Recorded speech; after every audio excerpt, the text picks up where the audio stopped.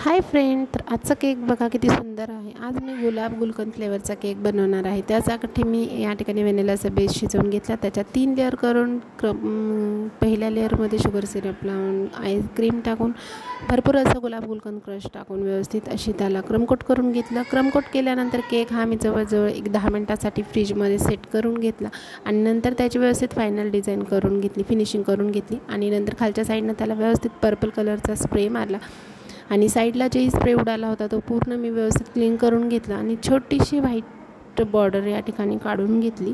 बघा केक किती सुंदर दिसत आहे। डेकोरेशनसाठी मी थोडेसे या ठिकाणी स्प्रिंकल यूज केले, त्यामध्ये गोल्डन कलरचे, काही व्हाईट कलरचे छोटेसे शुगर बॉल ॲड केले, 2-3 फॉक्स बॉल लावले, एक पिंक कलरचा रोज ठेवला आणि एक बर्थडे टॅग लावला आणि नवीन अशा आर्टिफिशियल बटर आता आलेल्या आहेत आणि ते बटर ठेवलं। बघा किती सुंदर असा केक झाला दिसत आहे।